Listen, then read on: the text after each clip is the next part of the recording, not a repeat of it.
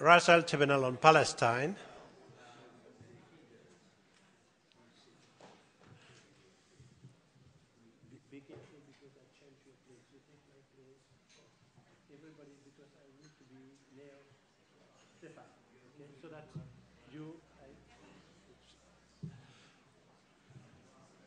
Merci de bien vouloir prendre vos places, de vous asseoir.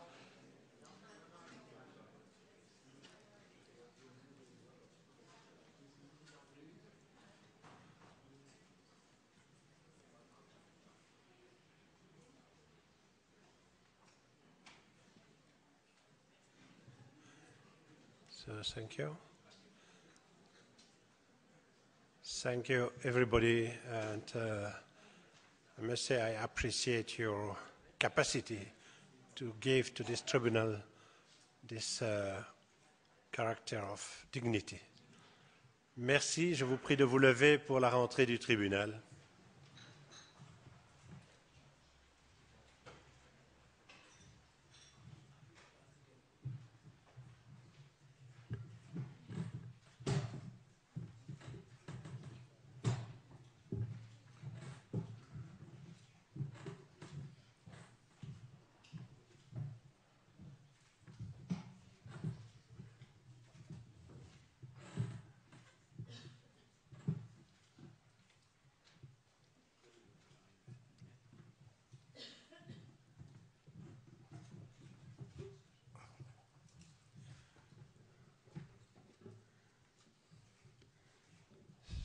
Merci beaucoup. Thank you very much. You can sit.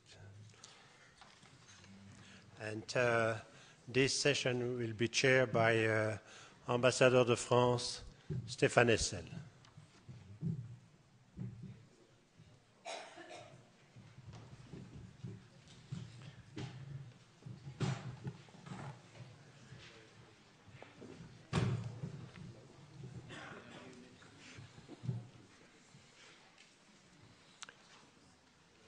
Mesdames et messieurs, je vais pour une fois présider en français et en profiter tout de suite pour adresser mes compliments à nos interprètes. Elles vont avoir maintenant la tâche de me faire comprendre à tous ceux qui, par hasard, ne comprennent pas le français exceptionnellement et qui ont besoin de suivre dans la langue du pays où nous nous trouvons. Cette dernière session va commencer par un appel adressé par certains membres du jury à des experts auxquels ils veulent encore poser des questions. D'abord aux compagnies. D'abord ou après? D'abord. C'est comme vous. C'est vous le président. Après. Qui sont les membres du jury qui ont voulu entendre un expert?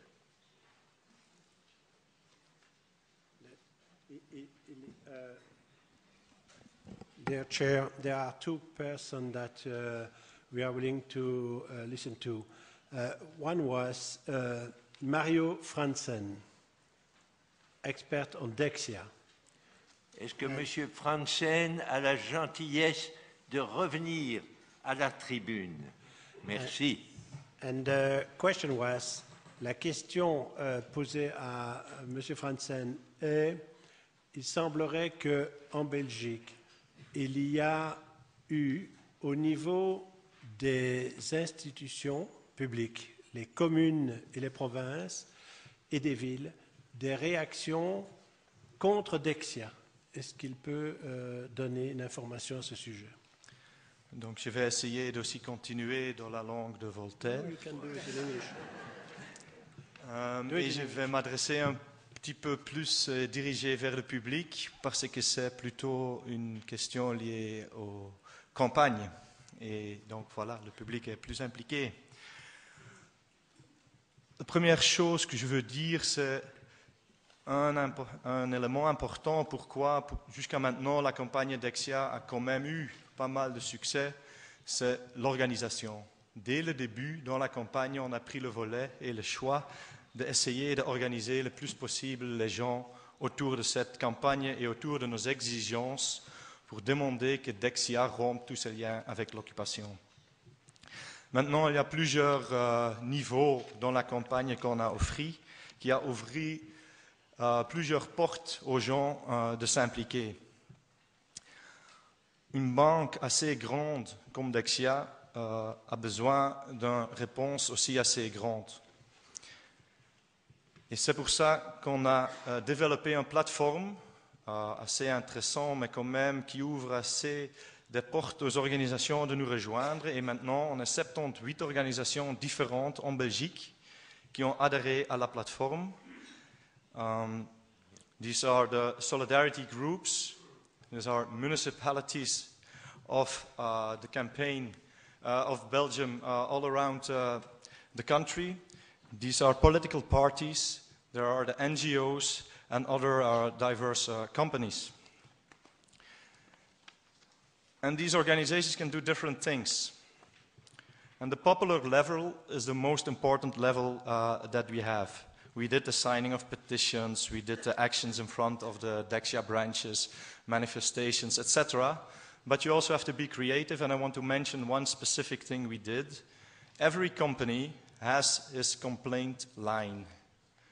So what we did, we mobilized 50 people who did, during 1 week, call every hour with the same list of questions to the complaints line.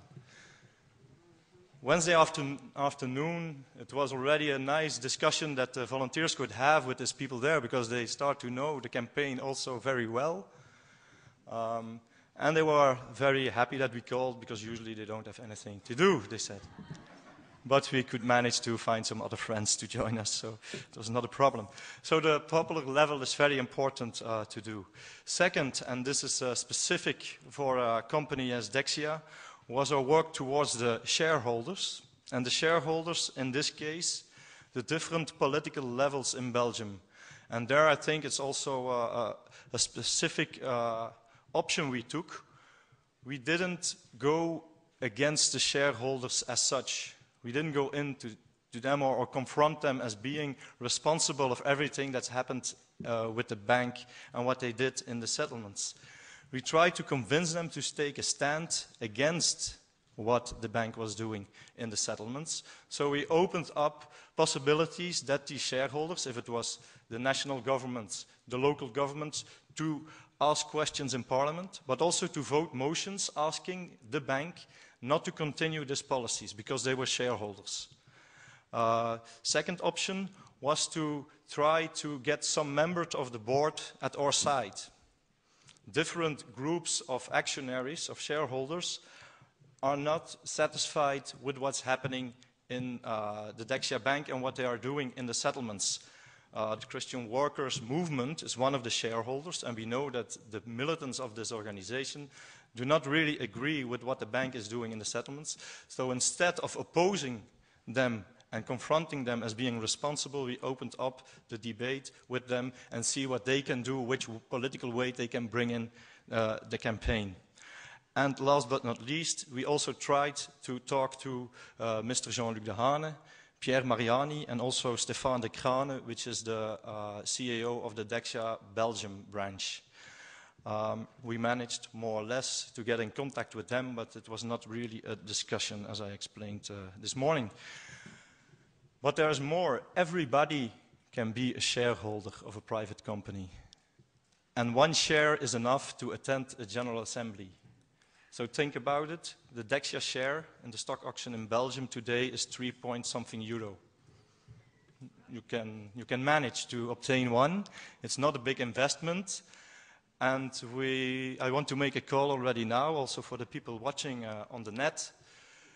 Buy a share of Dexia, and we invite you the second Wednesday of May in Brussels to join us to the General Assembly. Usually 70 to 80 people are present. We want to be more. Third thing about this type of international companies is the international aspect of campaigning. And I heard many examples here of possibilities, Ahava, Group for Security, etc., etc. There are multinationals, which means they are active in multi-countries. So this opens up opportunities. For Belgium, France and Luxembourg, which are the home markets of Dexia, it was pretty easy to find contacts. But also, I would advise to read the strategic papers of the different companies. For Dexia, for example, in 2014, all the growth they want to make, they will make in Turkey. Turkey is, for financial sector, one of the growing markets.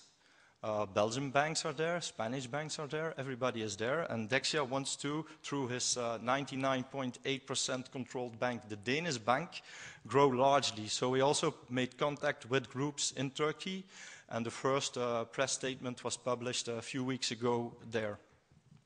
Now, and I will turn back a little bit to the jury, because the fourth is the legal aspect, of course.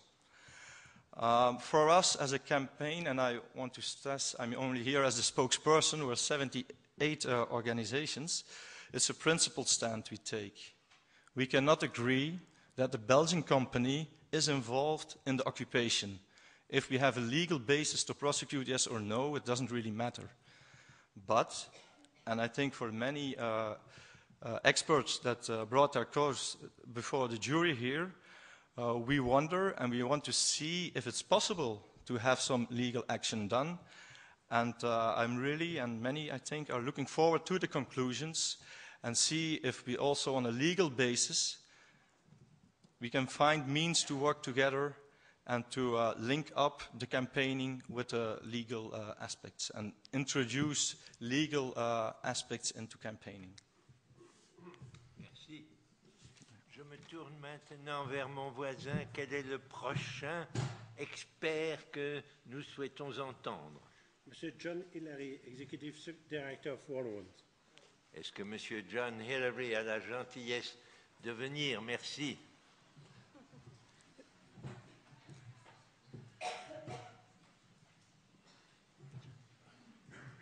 Vous avez la parole. La question qui est posée à Monsieur Hillary est la suivante. War on Want est tenu par une loi britannique qui s'appelle Charity Law. Et malgré tout, nous avons entendu aujourd'hui que le directeur de War on Want a pris des positions extrêmement précises sur des sujets qui sont d'ordre d'éthique et de politique. Et nous sommes étonnés de voir que beaucoup d'ONG anglaises se protègent derrière le Charity Law pour ne pas s'engager aux côtés du droit du peuple palestinien, ce qui peut expliquer quelle est cette différence. Volontiers, je vous remercie pour la question. Et Monsieur le Président, j'espère que cela ne vous gênera pas si je reprends en anglais. Et je vous en prie. Je pense que ça sera plus facile pour moi et moins douloureux pour les francophones. So, in terms of the question and the issue of charity law as it applies to War on Want, we are a charity, and for those who do not come from the UK, this brings certain advantages in terms of tax and benefits that we can take donations from members of the public and augment those donations by 28% through a certain aspect of UK law. On the other hand, it means that we are regulated by charity law and we are regulated by the Charity Commission. And the Charity Commission in the UK takes a particular line on those charities who campaign on Palestine. We do have the right to campaign on a range of different things. This has been established over many, many years, and many important struggles, particularly at the time of apartheid South Africa, when we stood up in the struggle on the frontline states. And many of the different charities, like War on Want, were involved in trying to expand the opportunities for campaigning, and political campaigning especially. So we do have the right to campaign, but War on Want knows that for many other NGOs and many other charities in the UK, that right to campaign becomes problematic when it comes to Palestine. That is partly because they feel nervous, perhaps, around the issue and about accusations of anti-Semitism. which are widely used by many of the Zionist groups in this country, and indeed by the Israeli embassy, which has written to us on several occasions accusing us of anti-Semitism. But also, many of the Zionist groups have learned how to use the structures of the Charity Commission to cause problems for charities in this country. And so they will write into the Charity Commission accusing us of having infringed our charitable status by continuing the campaigning on behalf of the Palestinian people. And I think this is one of the reasons why some other NGOs feel nervous again about taking too strident a position, or too precise a position, as you put it very, very clearly. War on Want is always seen as one of our roles to try to push back the barriers of what it is generally understood to be perfectly permissible for charities to do. So we meet with the Charity Commission when we are called to them to defend our statements on Palestine, and we try and push back against the Zionists who use those structures to call us into question in that respect. And I think that is one of the roles which my Board of Trustees has identified as important for War on Want, to keep pushing back and not to be cowed by the use of this criticism. And again, once more, to refer to the report which we put out on boycott, divestment and sanctions, it was deliberately done to be able to show other charities that you can explicitly call for BDS as a charity. There is absolutely nothing wrong in doing that. And if I may just add one little thing as to how sometimes this can work. In January of last year, at the time of Operation Cast Lead and the attacks on Gaza, War on Want joined an open letter which was published in The Guardian here in the UK, calling for a suspension, an immediate halt to any upgrade in the EU-Israel relations. If you remember, at that time, this diplomatic and economic upgrade between EU and Israel was very much on the agenda and was being pressed forward by many of the EU member states. And so we wrote our name on the bottom of one of these letters in the public domain, and it went out and was published. The next day, we had a phone call from one of the other charities in the UK which said, "Are we allowed to do that as charities?" We said, absolutely, no question about it. They then, the next day, started round the other charities and got them to sign up to a position saying no to the upgrade of EU-Israel relations. And that was then put before the Foreign Secretary. When we went with him, we could sit there. The others didn't want to raise this, but we could sit there with the Foreign Secretary and say, everybody in this room is against your position of upgrading EU-Israel relations. And as a result of getting those others in the room, because War on Want's strength in this respect is not sufficient perhaps to turn the mind of the Foreign Secretary, with the other bigger NGOs, the bigger charities, we did manage to get him to change his position. So that is partly why we consider this is worth doing, and partly why I think it's useful for this message to go out to other charities and other NGOs, that they do not have to be scared of a Zionist movement which is in retreat. Merci. We have, I think, a third one. Oh, a question. Yes. Please, would you stay? A question from a member of the jury. Go ahead. A little bitty question. Mr. Hillary, I noted that in your testimony, the Apache helicopter was one of the helicopters that the U.S. transferred over to Israel. Was that the helicopter that was used to attack the Mavi Marmara? That, I don't know if that was the Apache helicopter, and there will be other people, I'm confident, in the room who will maybe be able to give you that information. The Apache helicopter is a fighter aircraft supplied by Boeing, and which has been used certainly as an aggressive assault weapon in Gaza, in Lebanon, and many of those other situations. Whether it is the same helicopter from which the commandos came down. Okay.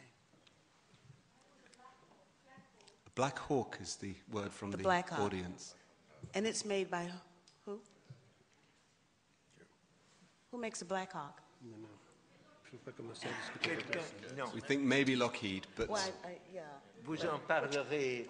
You will speak with them after the Oui. end of this meeting. Toute la salle. Oh, it's also Non, non, going. non, Nous non. parlerons No. the Apache is après Is there la another? réunion. Is there another question put by a member of the jury to Mr. Here? No? If not, we will turn now to the third. C'est another demand. No? Wanted a question? No. No question. Next one. Who is the next?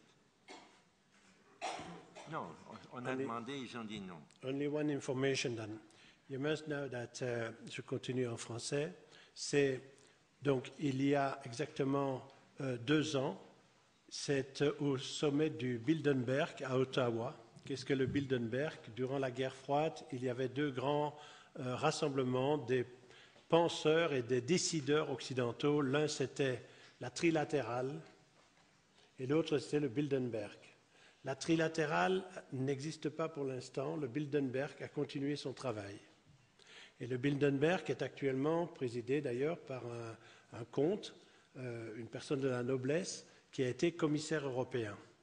Et ce Bilderberg a décidé au mois de juin de l'année 2009 qu'Israël rentrerait à l'OCDE, c'est fait, et rentrerait à l'OTAN, c'est encore à faire, soyons attentifs. Merci. Vous avez maintenant un 3e expert? Non? Plus. Let me then turn over there. It's better to be speaking from the platform. You will ask the Oui, oui. company. Okay.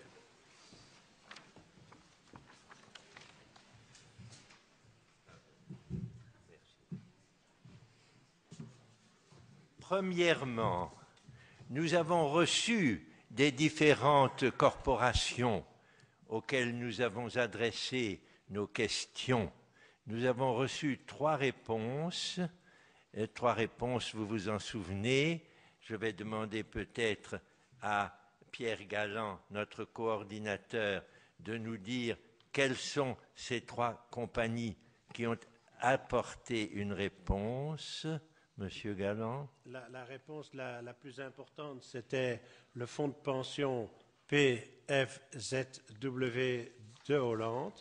Et puis, les autres réponses que nous avons reçues venaient d'une part de Veolia et venaient ensuite de la firme... je ne l'ai pas ici. No, that's visit FZ3 and G4 Security. Et ce que nous n'avons pas dit, Monsieur le Président, et ce que nous n'avons pas eu l'occasion de présenter, c'était, nous avons aussi reçu une lettre d'un 4e intervenant, c'était le président de la Commission européenne. Ah, le président de la Commission européenne. Et le président de la Commission européenne réaffirme les principes qui aujourd'hui conduisent la Commission européenne en termes de droit humanitaire et de droit international, en réaffirmant la décision prise par l'Europe en décembre 2009 de réaffirmer les frontières de 67, de réaffirmer que Jérusalem est capitale des 2 États et de réaffirmer que l'Europe est opposée à tout le processus de colonisation. Et enfin, c'est assez étonnant parce qu'il ne nous avait jamais répondu lorsque nous lui avons adressé les conclusions de Barcelone. Et I take this opportunity to wish you good luck with the proceeding of your conference. Nous acceptons avec la reconnaissance voulue cette réponse. Nous rappelons que c'est à Barcelone, il y a maintenant 7 mois, que nous nous sommes adressés très directement à l'Union européenne et à ses membres, et que nous continuons à les considérer comme ayant une lourde part de responsabilité dans la situation en Palestine. Je demande maintenant à la salle, y a-t-il parmi les membres qui sont présents ici le représentant de l'une quelconque des corporations ou des sociétés auxquelles nous avons adressé nos recommandations? S'il y en a un, qu'il veuille bien prendre la parole. Le silence répond à cette question.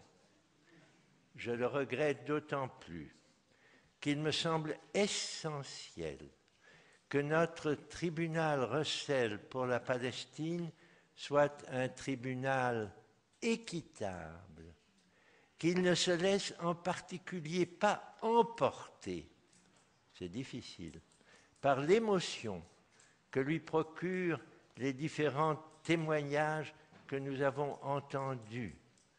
Il ne faut pas entendre qu'un son.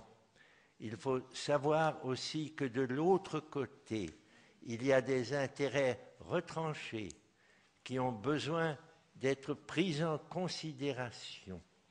L'immense besoin d'Israël pour sa sécurité, à la lumière des siècles passés, où cette sécurité n'a pas toujours été respectée, est un élément dont il n'est pas possible de ne pas tenir compte.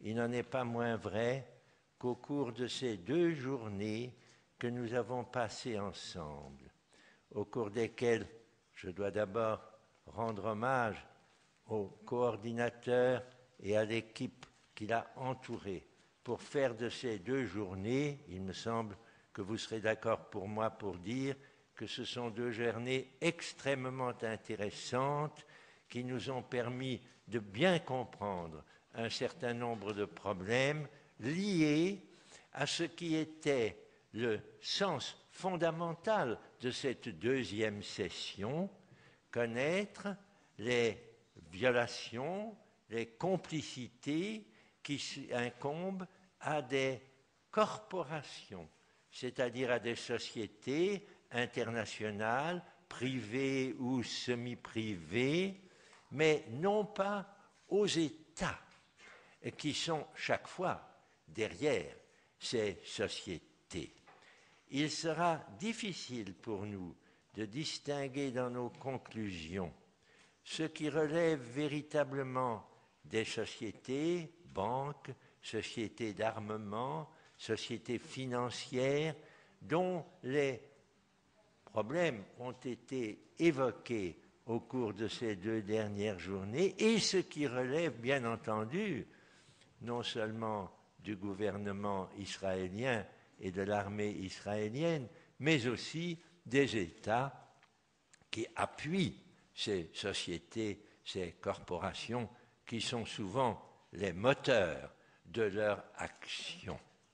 Voilà la tâche qui va nous incomber au cours des heures qui viennent et qui devrait, je l'espère, nous amener à présenter demain à la presse un rapport indiquant les points sur lesquels le jury est tombé d'accord. Je mets en fait que les membres du jury ont leur totale indépendance d'esprit et qu'il faudra tenir compte de chacun d'entre eux. Je voudrais ne pas conclure sans vous dire combien il est important, dans un problème comme celui qui nous occupe, de savoir qu'il y a des progrès. Ce que fait le secrétaire général des Nations Unies avec le Global Compact, ce qu'il fait en nommant M.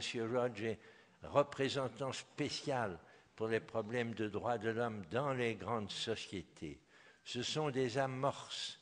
Il y en a d'autres que nous avons entendues au cours de ces 2 journées.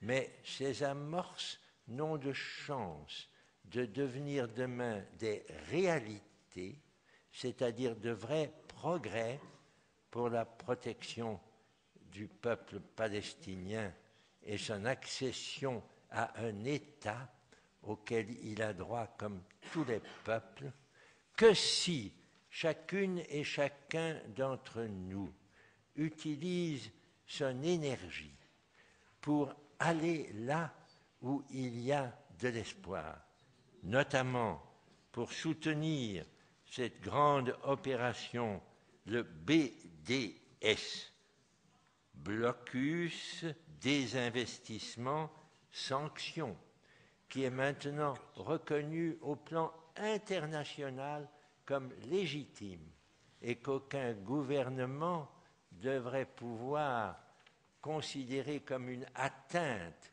à je ne sais quelle discrimination. Nous ne devons en aucun cas nous laisser intimider par une propagande qui voudrait faire de la lutte pour la liberté du peuple palestinien une action antisémite. Ce mot doit être banni une fois pour toutes de notre vocabulaire. Nous sommes pour que les Palestiniens aient un peuple et nous sommes pour que les besoins pour arriver à cela soient examinés par ce tribunal Russell dans la continuité de son action humanitaire relative à Bertrand Russell, homme de ce pays, et à Ken Coates, dont nous déplorons qu'il nous a quittés il y a maintenant quelques semaines. Il faut poursuivre cette action et j'invite chacun d'entre vous à imbiber ce que vous avez entendu au cours de ces dernières journées, à en faire votre profit et à nous aider à aller de l'avant. Merci. Merci.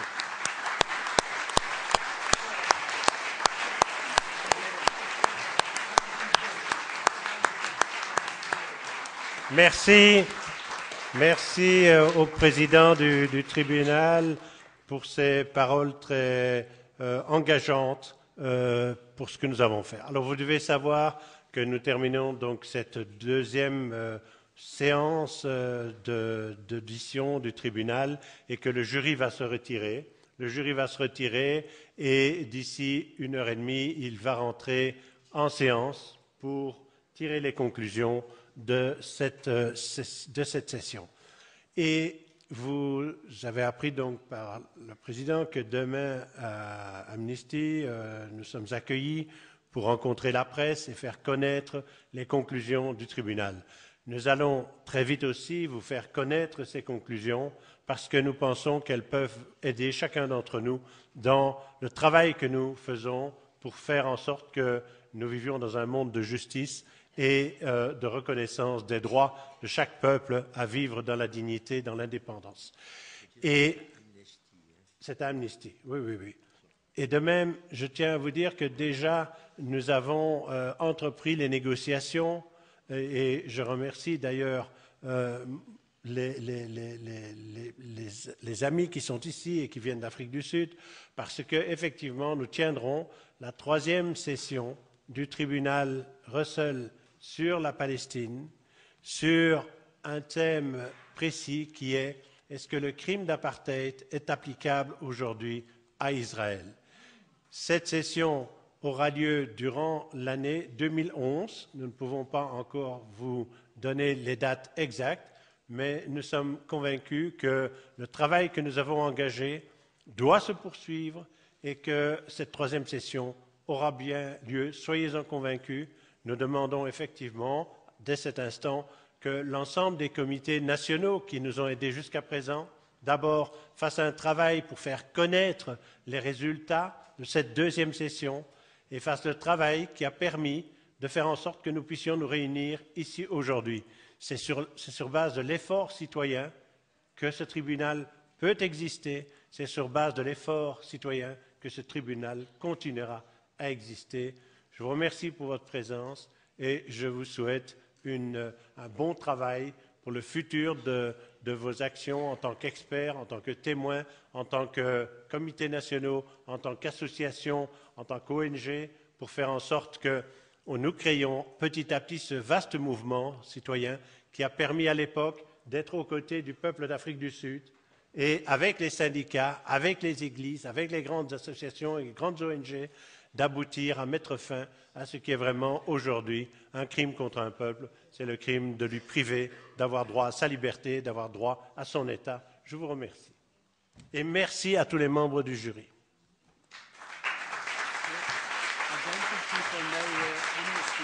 Address. Yes, you will receive it. The audience must not be there. It's the press. If you don't want the audience to